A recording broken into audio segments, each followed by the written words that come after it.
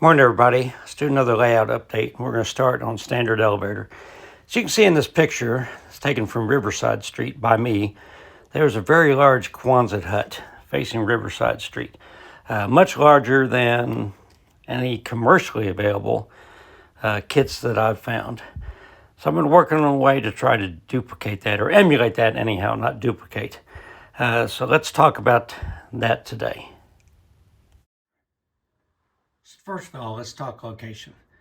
The Quonset hut, Riverside Street was in the back, so the Quonset hut would have been sitting here. Remember, they had 3 of these silos, not 2 like I've got, and it would have been sitting here facing Riverside Street. Obviously, I don't have room for that. I don't have enough room right here to have any kind of thing, so it's going to be out here on the blacktop facing this way. So I measured the dimensions that I had before I decided how big and how long it was going to be, and that's what I'm going to build it to. Now, there are a couple companies that make Quonset hut kits. One of them is Rick's, and I've already told you about it. I've had a lot of the Rick's products already, thinking about the silos, and this is their Quonset hut kit. It doesn't even do it justice. As you can see by the pictures, the Quonset hut in real life was in bigger diameter than the silos.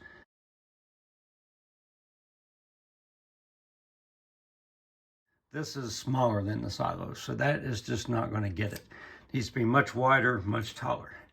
So I've been working on a way, because I've got a lot of these Rick's kits that I thought about using one time to modify them to make it work.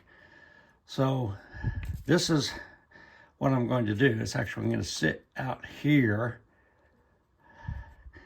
And so I'll show you how I've been working on that. It's not going to be perfect. These things don't go together absolutely perfect, especially when you're trying to modify them. So it's going to take a little bit of tweaking here and there. But I'm going to show you how I'm doing it. And if you want to make a larger Quonset hut for your layout, maybe this technique will work for you. So this is the circle of the ribs. And you stack these up to make the silos. So it's not glued right here. So if I just expand this out, obviously I can make it bigger. But also, obviously, it is no longer round. It's oblong. And so I was trying to figure out how I could correct that. So let me show you what I did the first time, which was a complete failure. So this glue bottle is about the diameter that I wanted. I thought, well, if I take this and I have it on there and I take a heat gun on low setting, and I just run along, maybe it will like conform to the bottle.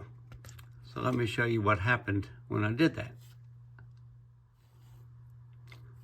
So this is what happens. Because of these little tabs where you actually glue these together, it's not just it doesn't bend equally. If it didn't have these, if this was just the thin layer all the way around, I think what I would have done would have worked. But as it was, it just flattened these out because there's nothing supporting this part right here. I tried to sort of bend it back, but it's not gonna ever be right once you do that. So it was like back to the drawing board. So I finally decided just to sort of live with it. It's still got the width. It's still a whole lot taller than the Rick's kit is, which I'll stick the piece in here. So it's going to convey a lot bigger. I think so, but it is squished just a little bit. The reason for this is I started building it, and I just went, a row down. Well, it was like tilting down. I mean, it was not straight. I thought, well, crap, so I pulled it apart and I re-glued it. This is not in the center because of this tab. Just so happened out the way I did it, that tab is not, is blocking it. And so I guess I could have cut that to support that, but this will keep it from, tapering down as I build the rest of it. You can see I'm already about half done on it, over half done. Of course, along the bottom is going to be in weeds and everything. Now, it is going to be a little bit of a challenge to build the ends, because what I would rather do is inset the ends into this. But because of those tabs, you know, it's going to be hard to do. What I might do is say this is the back, make this the front, and before I glue that last one on, try to grind those tabs off. So this side would be the side facing Water Street. You'll never see the back side of it. I will put a door and a window in it or something, but this will be the side that was facing Riverside Street. It'll have the big door, a couple windows, and a man door in it. It's not going to be perfect. If I had to do over again, I would probably order a silo from Grain Belt Models and cut it in half. I think the size I need was like $22, which is, you know, not something that I just throw away, but I mean, these Rick's kits cost, you know, about $10, $12, something like that. So I think it would be a better representation. Of course, I have to scratch build the end if I do that too, and that's going to be another challenge, because I don't know where I'm going to get this corrugated siding unless I just try to make it, which I might try to do. I might just try to make some siding for the ends. But anyhow, this is what I've been working on for the Quonset hut, and I think it'll end up okay.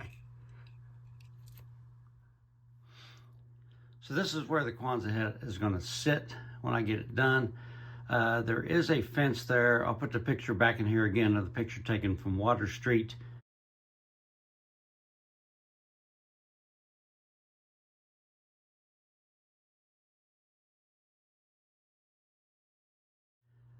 It's an older picture when the brewery was still there. But it looked like there was like a fence here and maybe just like a gravel parking lot. So that's what this is going to be. Down here, it's a gravel parking lot. And there's a billboard right here. You can see it's real fuzzy in the picture, but there's the big billboard here, which hides that. So I'll put a billboard in there too. So that's where I'm at right now on standard elevator. A few more little details around this end of the elevator. I'll include a photo here. Chillicothe had a garbage can here. They were the kind that had basically had a top on it, keep rain out of it, but then had like a gap all the way around it. Sort of scratch built it. In the picture I'm going to show here, that picture, it was sort of like a gray with black trim. Then later on they were all black. So I just made it all black.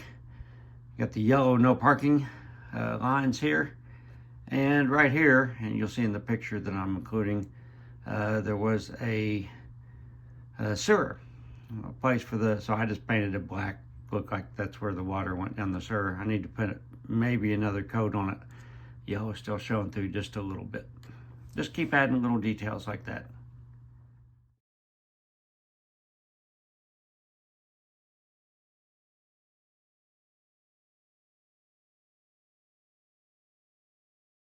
So just like we check the oil in our car periodically, they also have to do that on locomotives. And they have tremendous reservoirs for oil for those huge engines. So I didn't realize this, but that yellow box that I've got circled in the red is where they can pump oil into a locomotive. So they're not going to carry a quart can up there, like a quart bottle like we do in our cars. So I needed to model that on my layout.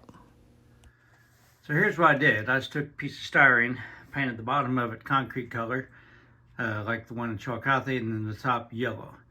I believe it was like a cabinet that you opened up and this hose was stored inside.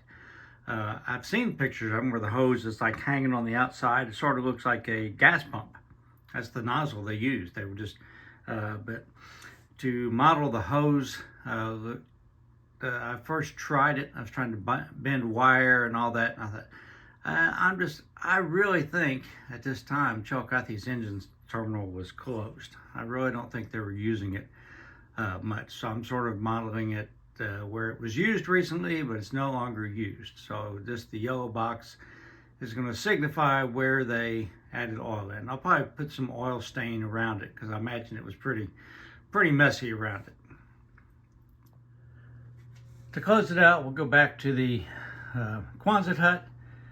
Got it done. Probably still going to weather a little bit more, although it looked pretty good. I don't think it was real rusty, but I might rust it up a little bit and start to add some details around it. I've got the fence, got some trees just like in the picture I showed. I've got a billboard that I sort of scratch built. Found the Pabst Blue Ribbon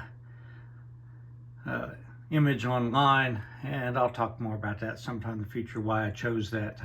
I think the billboard in the picture looks like Ronald McDonald, but it's so fuzzy I can't really tell. But it's just a real simple piece of styrene with 4 poles, and I just stuck that on there. Looking back at the picture, I think the parking lot was actually paved, but I'm just not gonna, I don't want another paved parking lot there, so I'm gonna, still got a lot of space to cover in here, so I don't know what I'm gonna do in here. I've got some more work to do in this. I'm not gonna leave that just like a big open lot. I am gonna get some like Jersey barriers, put back along here, because I wanted to, so they can't, you know, cars wouldn't be able to drive on the tracks. Guardrail, Jersey barriers, something like that, to separate the tracks. But anyhow, this is where I'm at. Go ahead and post this video. Continue making progress. And thanks for watching. Everybody stay safe.